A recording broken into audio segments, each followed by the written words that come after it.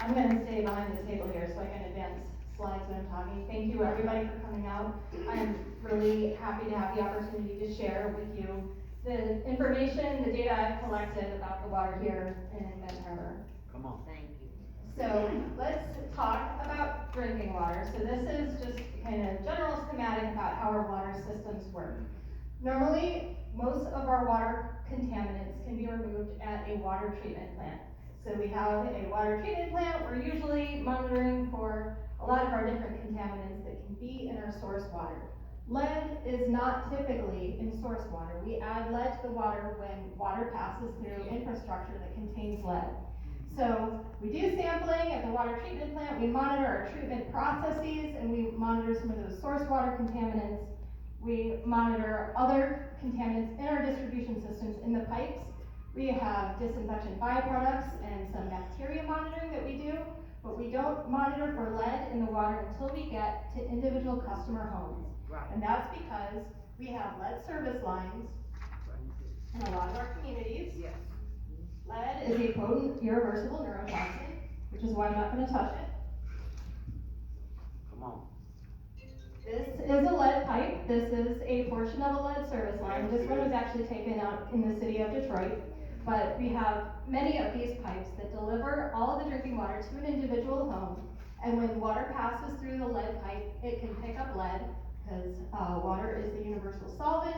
Lead is a potent, irreversible neurotoxin with no safe level of exposure. And so when you've got water passing through it, there is always a risk of lead in the drinking water. Come on now. So we collect our water samples in customer homes to get an idea of how much lead is in the water.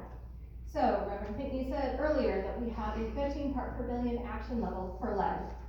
And that number is an indication of the corrosiveness of the water. So 15 parts per billion is not a safe level of lead. EPA is very clear. This is not the safe level. It's a trigger that tells us the water is more corrosive. The water treatment plant should be taking additional action to reduce the lead levels. 0 is a safe level of lead in water. It's what we call the maximum contaminant level goal. So I'm going to do another diagram here that talks about the sources of lead in water. Lead service lines are the largest source. So usually when water is passing through our water mains, the large diameter pipes that are going down the streets, these typically do not have lead. There's no lead coming from the water treatment plant. It's when you're going to individual pipes to the individual home where you can have a lead service line or a galvanized service line. Both of these can add lead to the water. Wow. But that's not all. We also have lead in our household plumbing. Yeah. So we can have faucets, valves, and meters. Come on. We want to have lead-free ones, but unfortunately our definition of lead-free plumbing up until 2014 could contain up to 8% lead and could be labeled lead-free. Luckily we revised that in 2014 and now it's 0.25% lead. So the definition of lead-free actually means that those plumbing materials contain lead. Come on. Okay. That's a problem because every time water passes through lead, you can pick up lead in the water. We also have lead solder that connects copper pipes sometimes in our homes, and sometimes, but rarely, there can actually be lead pipes inside homes.